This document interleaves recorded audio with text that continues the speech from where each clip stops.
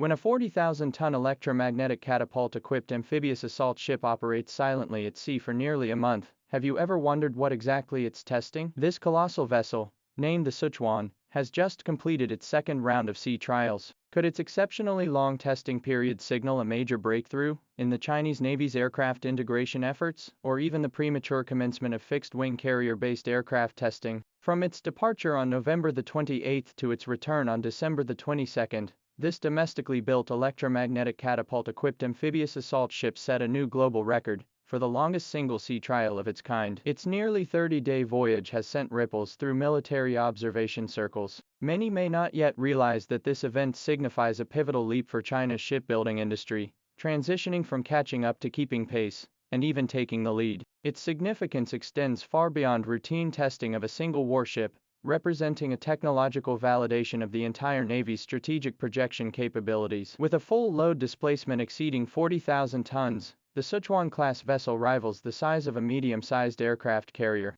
Its design integrates the amphibious assault capabilities of a landing ship with the air combat characteristics of an aircraft carrier. Crucially, the incorporation of electromagnetic catapult technology enables it to carry and launch fixed-wing carrier-based aircraft, thereby providing air superiority and strike support during distant sea operations. The extraordinary duration of this sea trial is unprecedented in global naval history. The leap from a mere 3 days for the first sea trial to nearly a month for the second was no coincidence. It primarily reflects the Sichuan's exceptionally high-quality standards achieved during construction. The shipyard and military gained sufficient confidence from the initial trials to adopt a marathon-style testing strategy for the second phase. This approach centers on compressing the overall sea trial cycle by conducting a single, extended deployment to cover as many critical subjects as possible. It reduces the number and intervals of subsequent trials, thereby accelerating the commissioning process. Reviewing naval history, such approaches are common among nations with high technological confidence. For instance, while the Ford-class aircraft carrier sea trials were lengthy, they were divided into multiple phases.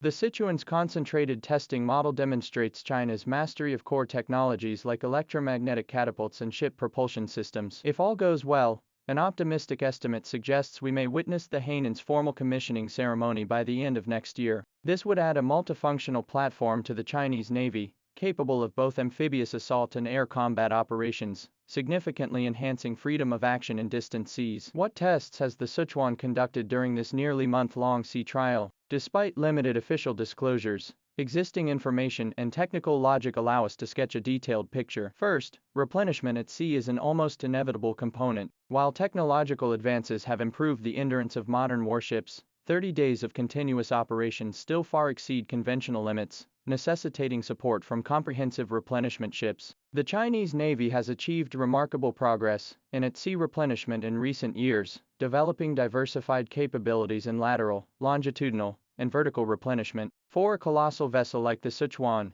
testing likely involve coordinated operations with Type 903 or newer comprehensive replenishment ships, simulating the transfer of supplies, including fuel, lubricants, fresh water, and food, under high sea conditions. This not only tests the vessel's docking systems, but also validates the ship's overall stability and efficiency during replenishment. After all, sustained combat capability in future operational deployments hinges on a reliable logistics chain. Notably, the Chinese Navy has repeatedly demonstrated simultaneous replenishment capabilities for multiple vessels. Consequently, the Sichuan may also be conducting complex formation replenishment drills alongside other escort vessels, accumulating data for the future establishment of aircraft carrier strike groups, or amphibious readiness groups. Second, the most intriguing aspect is undoubtedly the testing of fixed-wing carrier-based aircraft catapult launches. Electromagnetic catapult technology stands as the core highlight of the Liaoning, drawing upon the proven experience gained from China's first, domestically developed electromagnetic catapult-equipped carrier,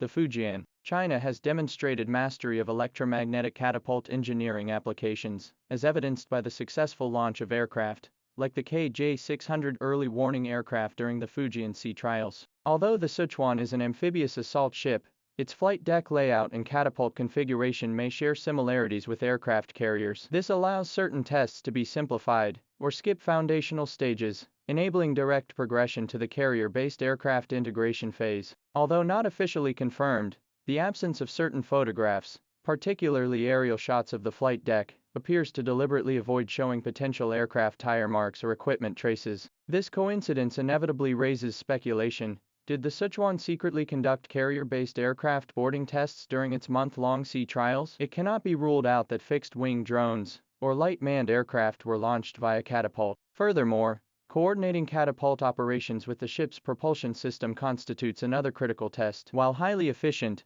electromagnetic catapults consume enormous power, posing severe challenges to the ship's power system due to their instantaneous energy demands. The Sichuan and Fujian carriers exhibit significant differences in propulsion design. The former likely employs conventional or hybrid power systems, while the latter is an electromagnetic catapult carrier, each featuring distinct power output and distribution mechanisms. Therefore, sea trials must meticulously measure changes in the ship's condition during catapult operations, including speed fluctuations, recovery times, and fuel consumption rates. These tests not only affect the stability of aviation operations, but also impact the ship's overall stealth and maneuverability. Beyond these core subjects, the extended sea trials may also cover testing of numerous auxiliary systems. Examples include full-spectrum debugging of shipborne electronic warfare equipment, simulated interceptions by ship-to-air missile systems, flooding and drainage verification of amphibious compartments, and even coordinated drills with submarines or other vessels. On the open seas, a ship's testing is often integrated into a systemic context. With the Chinese Navy's recent emphasis on joint operations,